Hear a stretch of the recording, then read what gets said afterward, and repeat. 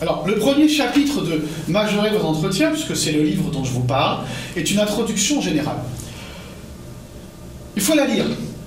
Il faut vraiment la lire parce que j'y expose un certain nombre de principes, de recommandations générales que je vous recommande d'appliquer. Certaines sont très simples et je vous propose d'en méditer une. Tout d'abord, il y a tout simplement deux types de sujets dans un entretien. C'est tout bête. Il y a les sujets que vous apportez, vos thèmes personnels, vos centres d'intérêt, votre motivation, votre intérêt pour l'école, vos projets personnels et surtout, dans le cadre de l'entretien, votre projet professionnel. Ce sont des sujets prévisibles, ce sont des sujets que vous pouvez donc préparer, mais que vous devez absolument maîtriser. Vous dites que vous voulez faire du marketing, vous devez en connaître une définition. Vous voulez travailler dans un cabinet de conseil en stratégie, le jury vous demandera les principaux cabinets de conseil en stratégie. Vous vous intéressez au monde des startups, vous devez savoir ce qu'est un CEO, un CFO ou la banque BPI.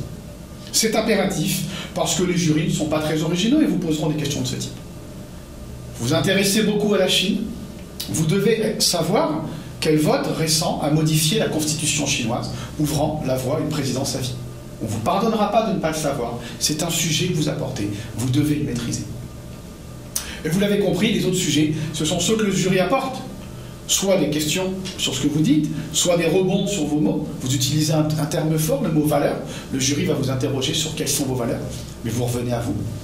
Ou simplement, certains jurys ont des dadas. Pour les uns, c'est l'actualité, pour d'autres, c'est le projet professionnel, pour d'autres, ça peut être l'histoire, même s'il ne faut pas confondre l'entretien avec un entretien de culture générale ou une colle.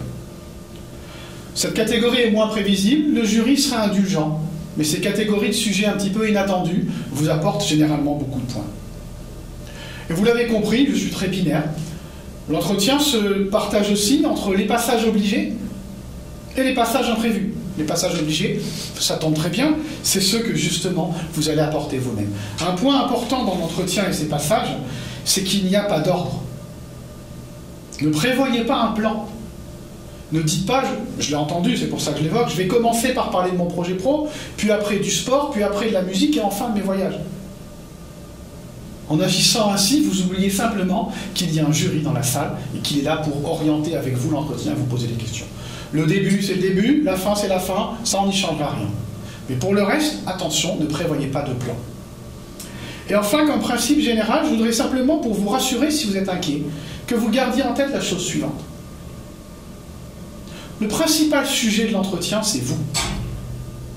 On va vous interroger sur vous, vous allez parler de vous, et ça tombe très bien en fait. Parce que le meilleur sujet, le sujet que vous connaissez le mieux, c'est vous. Vous entrez dans une salle d'entretien pour parler ce que vous connaissez le mieux. Si vous vous persuadez de ça, et que vous préparez bien, sans attendre la fin des écrits, à mon avis c'est un peu tard, ça arrive parfois, mais essayez de démarrer avant les écrits. Si vous arrivez persuadé du fait que vous venez parler du sujet que vous connaissez le mieux, alors je vous le garantis, vous allez majorer vos entretiens.